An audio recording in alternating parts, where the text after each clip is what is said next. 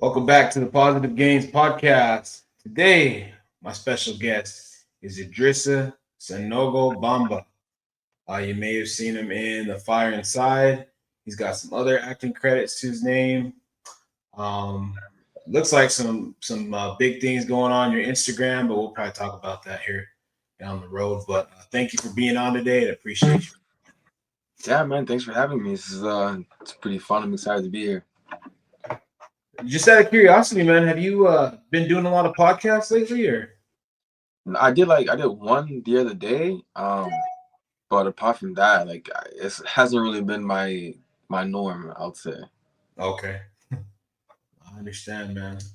So early life, I was reading that you had kind of moved around a little bit. You spent time in West Africa, Italy, and Canada. So you've kind of made the rounds, man. Like, what was early life like for you, and then just moving quite a bit. Yeah, dude. Early life was just moving a lot. Like I was born in Ivory Coast, but I was only born there. I'm not like my biological father is from Ivory Coast, but my mom is from Mali. They're both in West Africa. So I was born in Ivory Coast, but I was living in Mali at the time. And then when I was 1 years old, we moved to Montreal to Canada. So I was there until like 7. Then my mom met my stepdad in Canada, and he traveled a lot for work. So then when I was 7 years old, we moved to Rome, to Italy, and we were there for like 5 years, and then to Nigeria for 3 years, and then back to Mali where I finished up my high school, and then I chose to come to Toronto originally for university. So like that entire section was just like kind of like always being the new kid. um, I went to like a lot of like international schools, so it was like very very diverse and like lots of different cultures in there, which is really cool because like you get to see how people who you would think are so different than you aren't different at all. You know what I mean? Right. So I got to kind of like learn that at an early age. Um, I mean, there's definitely some difficult things that come with moving around, but I think overall it really gave me a good perspective of the world and of people. And for that, I'm very grateful. Yeah, I had to make a move once, and I kind of threw a fit about it, and it Don't was tell me. it wasn't even like what you went through. It was just from like 2 states away, and yeah, I was a big baby about it. So for you, That's still pretty substantial though, because I feel like in the States, like a different, and mind you, I've never been to America before, but I feel like going to a different state is almost like it's such different cultures. It feels like a different country, like it feels like a whole different thing, right? it did feel like that, and it took some time to get used to, and I mean we made it work, but was that something like when you were moving? Did you look forward to like getting into a new spot, or was it just like whatever? Like we're here, I'll make the most of it. And like it kind of depended on the move. Like I think when I was moving to Italy, I don't remember feeling bad about it. I don't remember feeling like I didn't want to go. Like I feel like because my dad had already moved to Italy like 2 years prior, so my thought was like I just want to be next to my dad. Like so Oh, I'm kind of happy with that, right? But then when I was in Italy from like 7 to 12, so like about 5 years, then moving to Nigeria, like once it was put on the table, I knew I didn't really have a choice. It's like y'all not asking me for my opinion, you know. So it's like I knew it wasn't one of those things where it's like if you don't want to go, well, stay in Italy. It's just like you gotta kind of have to accept it. You know what I mean? So right. I remember like bawling my eyes on and being really sad about it, and not in a like telling my parents I don't want to go type, but just being really really sad about it. You know what I'm saying? Just because like by then I had like a good friend group. I knew which high school I wanted to go to. Like I was just got into the basketball team. There was things happening socially that I was really excited about, and so that move was really difficult. But once we got there, I was happy to be there. Um, and the move to Mali, I was cool with as well. I didn't have issue with it. And then from then on, I was just kind of like eager to go back to the West. You know what I'm saying? at that point. But I'm happy that I spent so much time in West Africa because I think it was needed. And I remember my parents talking about sending me to Toronto for boarding school, like 2 years, like when I was in like 10th grade, 11th grade. And I was super hyped for that, right? I was so happy to like be in place where I felt like I'd have more opportunities just to do stuff I was interested in, right? Right. Like parkour and like go-karting, like just different little things that like you don't really, at least at the time there was no place to do these things. Now it's a bit more developed, so there are like go-karting places and like paintballing and that kind of stuff. But at the time, it wasn't much to do for fun. Um, so that yeah, depending on the specific move that it was, I either took it hard or it was kind of like excited to go on to the next chapter. You know what I mean? Right. And so, moving into Toronto, was that kind of what helped lead you into acting? Like when you settled in over there?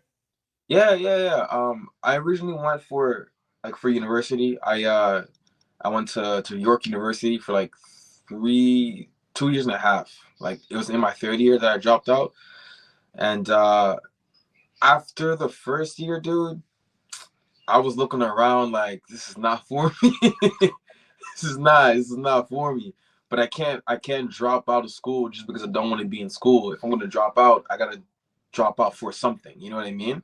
Because I can't like drop out and just be sitting around doing nothing. You know what I'm saying? You gotta be doing something still. So I took 2 years to just kind of figure out what I wanted to do. Then in the beginning of the third year, I figured out. Sorry, like halfway through the second year, I figured out that I wanted to like let me try modeling because my boy's a photographer. We do shoots every now and then. It's fun, you know what I mean. I mean, it's like it's a good time. So if I can get paid for that too, like that's cool. Like I feel like I could enjoy that. So Right. I got a portfolio together. I applied to an agency, and it was the agent at the interview that suggested that I act. And the reason why is because she had me do a monologue for the interview. So I'm also a spoken word artist. Like I write poetry and stuff. So I Okay. wrote a little piece of a guy talking to a therapist about being the love of his life, right? So I performed the monologue for her, and she goes, "Yo, you're actually a pretty good actor. Like I can send you some acting auditions as well if you want." And I was like, "Oh, that sounds lit. That sounds like fun." And that's really what got me like started into acting because then she started sending me auditions and it's like I'm getting booked on these acting gigs and I'm not getting no callbacks, no nothing on the modeling. So it was just kind of like the way things kind of happened. But I actually really, really enjoyed acting. Like I really enjoyed it. And I really enjoyed getting better at it, getting more comfortable in front of the camera and like dissecting characters. My best friend, he's a film director and he graduated from York with his film directing degree. But at the time, when he was in school and stuff, he was also an actor. Still is an actor and auditions.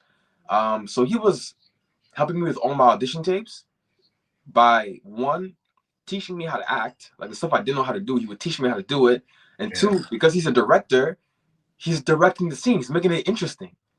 You know what I mean? So I was learning so much from working with him, and I was like, and it was really really fun. I really enjoyed it, and I just kind of like started to really work on the craft and becoming a better actor.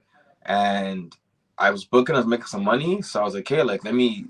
I've been looking for something to drop out for. Like, I think this is the thing. I'm gonna focus on this and put all my eggs into it. You know? So it wasn't even on the radar. I mean, you just kind of fell into it, and then when you're talking about your friend being the director and helping you and kind of not jump starting, but I guess just bringing you along, like you're learning really fast Yeah.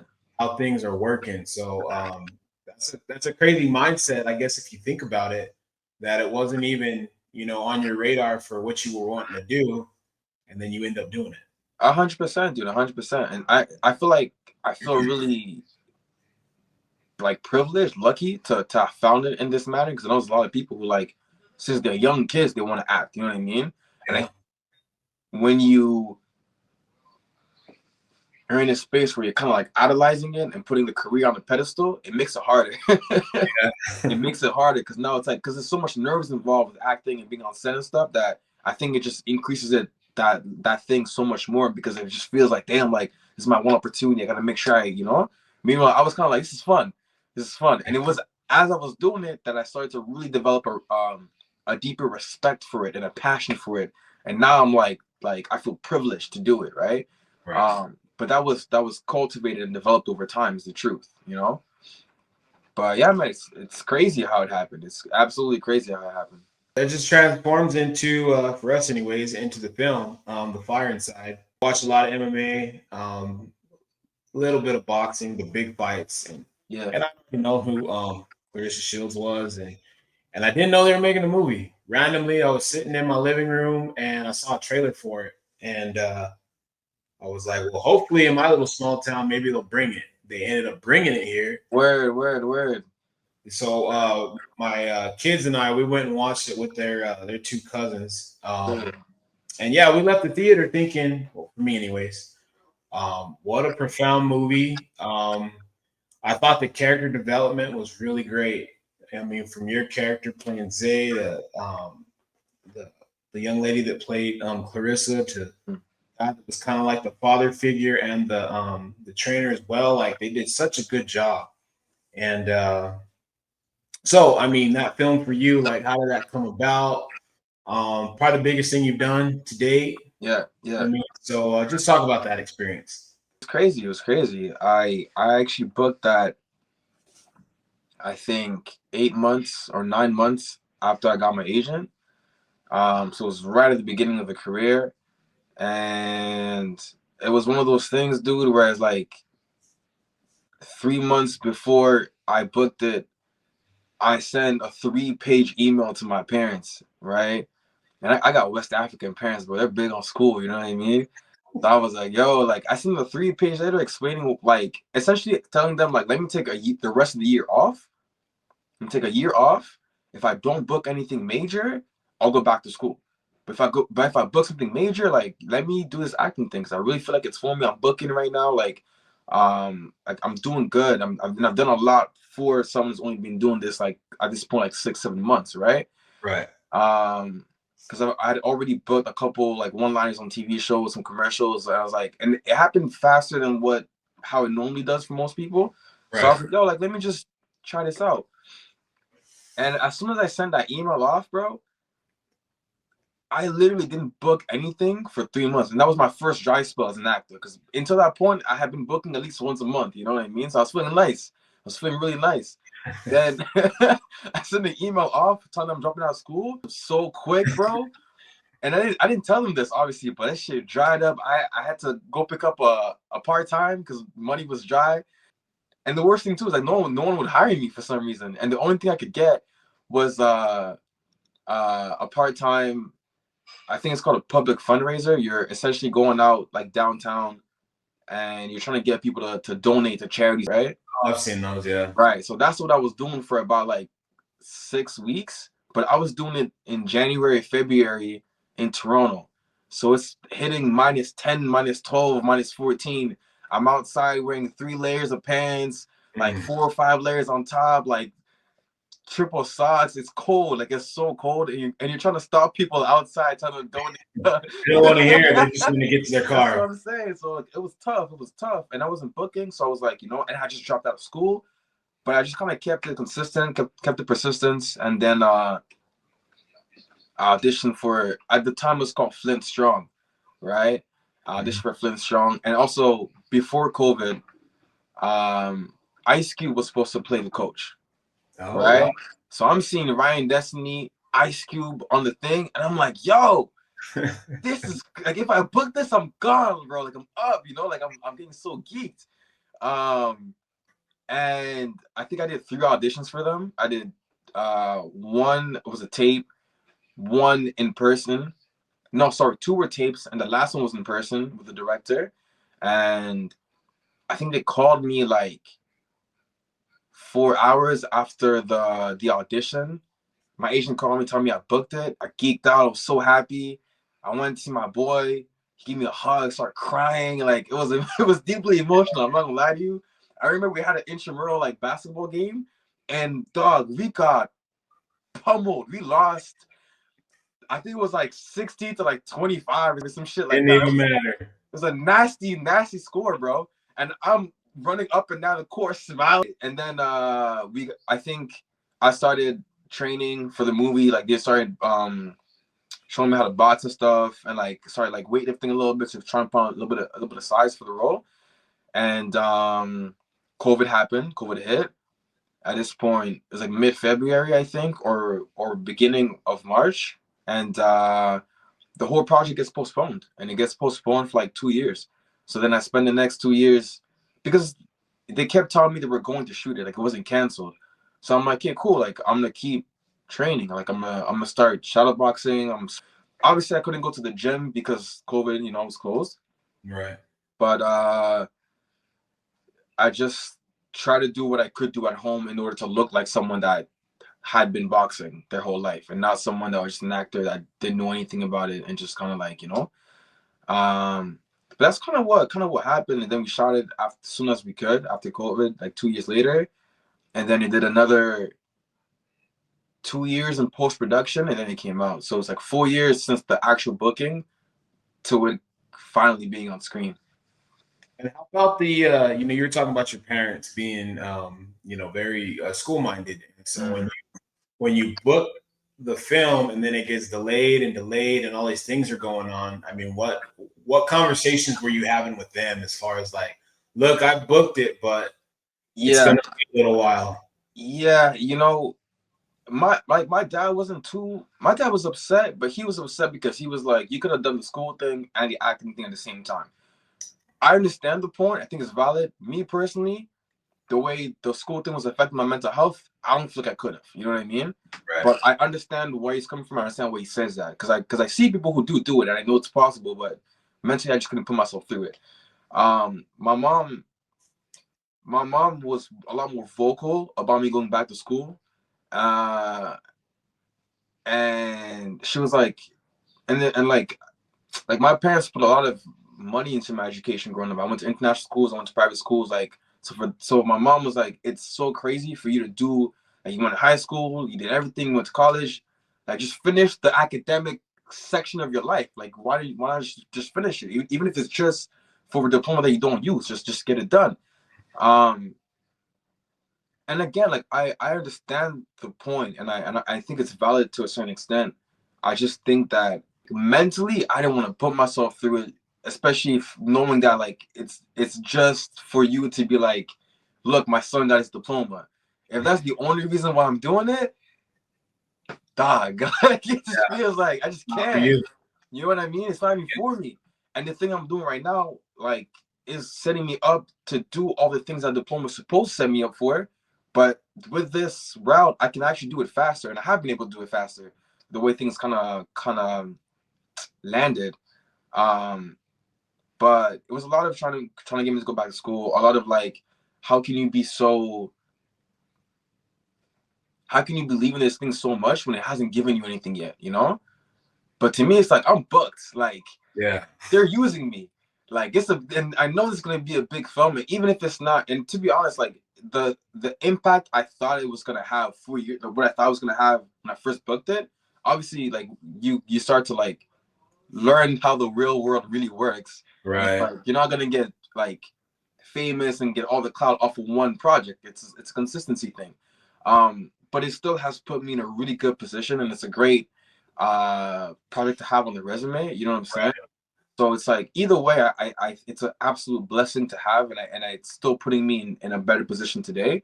But at the time, that was just kind of the thing that my mom would say, like you haven't received anything from this lane, and the only thing that is big that you've gotten hasn't been shot, and it's COVID. You don't know if it's going to be shot.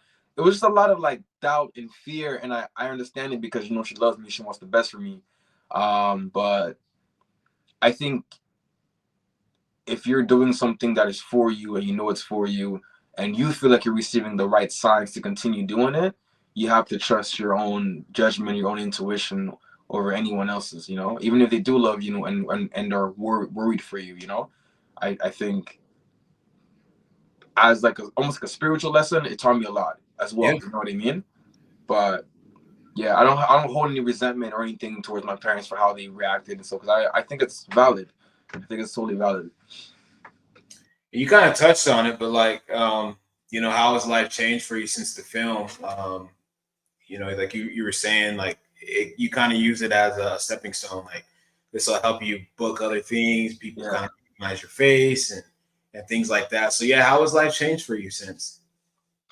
Um, Honestly, dude, I wouldn't say that it really changed at all, to be honest. I think it's a dope accomplishment, you know what I'm saying?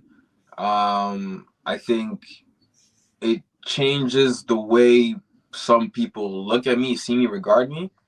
Because it's like it's one thing to, I don't know, have this one kid that kind of shows up and it trains in the gym all the time and is preparing for the fight. It's different when you know that this guy's in the movie of Claressa Shield and it's like, no, no, no.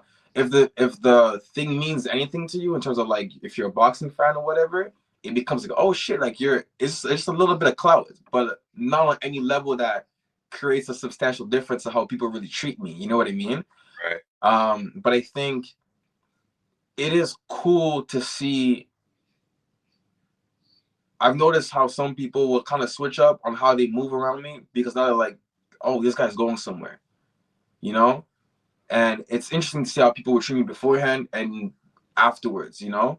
Um, but life hasn't really changed in any really in any major capacity. I think it really is more so of a stepping stone of like, that's a great thing to have on the resume.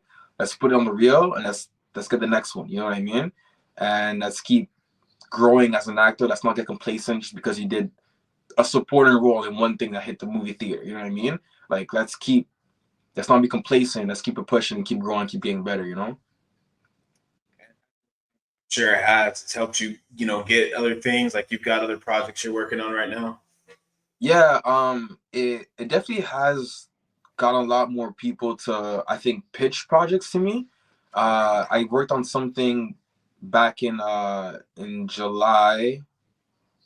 June, which is in post production right now. I worked on something else that was in October that is now in post production as well. So we'll see where those things kind of go. We'll see what it does. Um, I think yeah, I think it's getting more projects to come my way in terms of pitching me for stuff. I'm not sure if it's helped me book anything specific yet. Like I'm not sure why I was booked or not. You know what I mean? But it definitely brought more eyes for sure, and I think that's a great thing in itself. In spare time, you get a lot of, well, maybe a lot of downtime. You mentioned basketball. Is that something that you're passionate about? Like, do you have a favorite team that you follow or sports in general?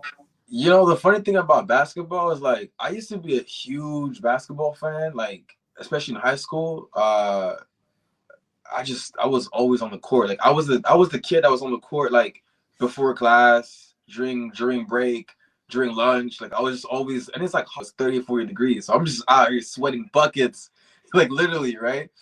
Um, but then when I came to Toronto, where it is, I could actually go see like a Raptors game or something. I kind of fell off. Like I stopped paying attention to the team and stopped paying attention to what was going on and stuff. I was a really big like Warriors fan. And then I had like select players that I really like. I was fucking Kyrie and D Rose, LeBron, obviously, Lonzo, not Lonzo, sorry, Lamelo. Lamelo's one of my favorite players for sure. Okay. Yeah, so like I have guys that I just kind of keep tabs on a little bit, but I don't really follow the league like that. The only thing I really do in my spare time is first I was really really big in the street dance community, so I was doing like dance battles and dance sessions and stuff like that. Okay. And then I started to kind of like phase out of that and move more towards like boxing after I was finished shooting the Fire Inside. And yeah, bro, when I started going to the gym, that was a wrap on that. I was a wrap on my entire life. My whole life became boxing focused. Like I'm canceling plans. I'm not seeing friends. Like I hit the gym at the right, hit the class at the right time. Like it became so I just became so like one track minded with this boxing thing. And whenever I'm not on set, it's like I just, whenever I am on set, I'm thinking about boxing, and when I'm not on set on boxing, I'm thinking about acting. You know, it's always the opposite. But really, most of my spare time is in the gym, it's in the boxing gym. Yeah. And maybe that will lead into another film or some kind of mini series or something on boxing.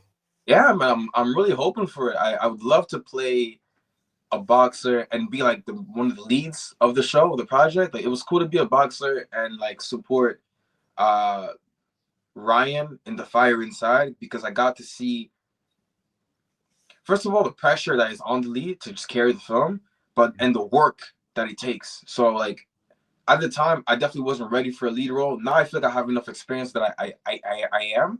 And I think if we were to do, if I was the lead in a boxing film or a boxing series, I feel like that's right in my bag. Like, I feel like I really understand the world, and I could be really authentic and organic to it. I wouldn't have to act much. You know, I would just be living the life. You know. Yeah. How about music, man? What do you got on your playlist right about now?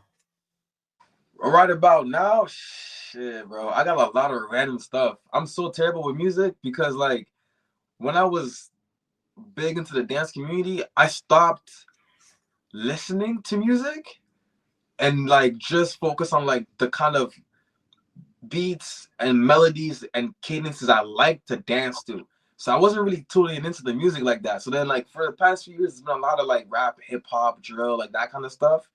Not, but the issue is I got used to like not paying attention to the name of the song, the name of the artist, or the album, just saving it if I like it, you know. So I Yeah. got, but right now I've been opening my thing back up a bit more. So I've got some more like Afro beats in there. Got some on my piano in there. I've got some funk, got some jazz, I got some rock. I got a lot of whatever I feel like sounds good in there, but I can't tell you the names. Like, I don't know who these people are, you know. But one of my big guys is Black. 6 Lack Black. He's like one of my favorite artists for time. He's always updating my playlist. Some other guys I have to mention would be like J. Cole, Russ. Um, I'm blanking on his name right now, but he's super nice. Is that like a light skinned rapper? Jonah Lucas. Fucking No, love Jonah yeah. Lucas. Nice, nice. That's really That's where kind you of stand. my vibe. Yeah, yeah. Most days, most days. Okay. How about favorite part of the journey? I mean, I know it's pretty early for you, but you've Mm. already said quite a really a mouthful on like how you got started, which is still mind blowing to me. Like just thinking if you would have not taken that road and just gone elsewhere. But you know, if you had to pick just right now something that stood out to you that's been like the best part so far. The best part so far. Um,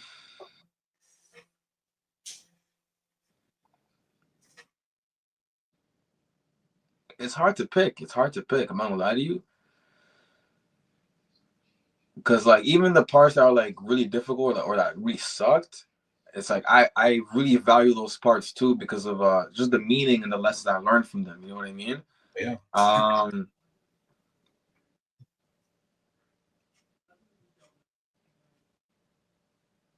I think the best part of the journey, dude, honestly, was I did a TV show.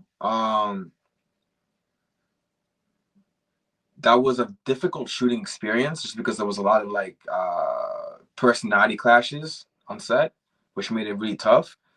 And this being like my first lead on the TV show, I was really excited. But by the end of it, I was like really doubting if I wanted to be an actor, like entirely. I was like, I don't know if this is for me because I can't. I don't want to be put in those positions on the regular, you know. Right. And then I went a full year without booking, and that was my first time going the whole year without booking. You know what I mean? And I was like, and I was shook because I was like, for one, my bag was low. Like I was like, damn, like I got paid well, and I kind of spent it, you know. And I was like thinking it was gonna keep coming. So I was like, I was going back to kind of being broke. And then I did not book a small independent feature as like one of the leads. And the process of shooting that film, like, just poured the love of acting back into my soul. Mhm. Like, and it's because I felt like the series I was on, a lot of people were showing up for the bag. and not really for the art of it. Right. And because of the personality clashes, it's like not only you're not really here for I'm not saying the right reason, because we all work for money, you know what I mean? But you're not here for, like, let's say, the best reason, and also all man's got the attitude. It kind of sucks to be here right now, you know what I'm saying? But on this other show, it was like no one's really here for the money. Not that the money was bad, but no one's really here for the money. Everyone's here because they love this so much. And then we got to do rehearsals, so I got to watch actors that have like 20 years on top of me in terms of experience go through the scene and work the scene and do it. And I'm like, yo, this is lit. Like, this is absolutely phenomenal. And I learned so much. So that was the the the favorite part. To answer the question, my favorite part of the journey is having experienced that moment where I really understood what the craft was about. But I couldn't have had that moment if I didn't have a difficult experience the year prior, and if I didn't book the entire year, because now booking made me want to book. You know what I mean? If I only been 3 months with no booking, I'm like, it's whatever. I don't care to do this. It's whatever. But a whole year, you're like, Man, I mean, there's beauty in the some people say the negativity or the darkness per yeah, se, but you kind of, I don't know, I guess in a weird way it was good for you because like you said, you were able to get that love and passion, and then going through the mud a little bit and then booking something, you could see the true art and beauty of it. So maybe you wouldn't get or be where you're at right now if you know what I'm saying. Like I'm one of those people that there's a lesson in everything. 100%. You know what I mean? So no better way to learn and then be able to share. And that leads me into kind of the same thing, but advice, man. Mm. Um, like what advice would you give somebody that kind of wants to do something similar? Because there's a lot of people out there, and you touched on it, like with parents, loving parents that provide, and they just want the best, and they're not really sure about acting. They're not really sure about, maybe dancing or whatever it may be. Maybe they want them to stay in school and they have good intentions, like you said. So, yeah, what would you somebody that might be in a similar situation? Um, Man, you gotta figure out who you are. You know what I mean? And what I mean by that is, because that's such a difficult question, and I'm not saying that I know who I am, and I feel like it's a question that you constantly come back to as you get older and stuff. Like, you never really figure it out. But in terms of like figuring out what kind of life you think is gonna make you happy, and if you have an idea of what that looks like, even if you're wrong, you don't have to be right, but you have to chase the thing that you think is gonna make you feel good. And also be willing to be wrong about it, and be willing to fail, and be willing to lose, and be willing to, like, in the pursuit of this thing. Because it's one thing to pursue something and put your blinds on and just do this thing forever for 20, 30, 40 years. But it also comes a moment where you can pivot, and you shouldn't be so focused on the thing that you don't allow yourself to pivot. But at the same time, you have to try. You have to try as if it's the only thing out there for you. You know what I mean? So it's like, the advice I'd say is, like, figure out who you are, in the sense of figure out what you want out of life. Figure out what you want out of life, why you want it out of life, and how you can get it out of life. Once you have an idea of what that is, and you have something to reach towards, put everything that you have in your soul and your being towards it. And if you've done that and you're still sitting here like, damn, like I still didn't get it, that's okay. Because whatever you went through in that period of time educated you, informed you, and taught you so many things about who you are, about life, about what you need, that you could take all that knowledge and push into the next thing. You know what I'm saying? So figure out what it is that you want and why you want it, and it doesn't pan out after you put in 100%, then use that experience to figure out where you need to be. You know what I'm saying? And keep it pushing that way. But you got to make sure that you're making decisions based on what you want out of life, not what other people want for you. You know? That's what I'd say. I love it, man. The pivot. That was a great analogy there. You've got to be able to pivot. You don't have to horse blinders on. And then there was another thing you said, like you don't have to have the answer right away. You know what I mean? You can Ah, plans might change. you know, the world changes every day. So yeah, Exactly. you're right. If you can pivot and figure out what's best for you, if you fail, oh well, at least you tried it. That's what I'm saying. That's exactly what I'm saying. Social media. Where can people find you at? Y'all can find me at Mansa Idrissa. That's MANSA dot Idrissa IDRISSA. That's my Instagram. I don't really be using X like that, but I think it's underscore Idrissa underscore or it's Mansa Idrissa. It's one of the two. I'm not entirely sure. I don't be on there, but yeah, that's basically it.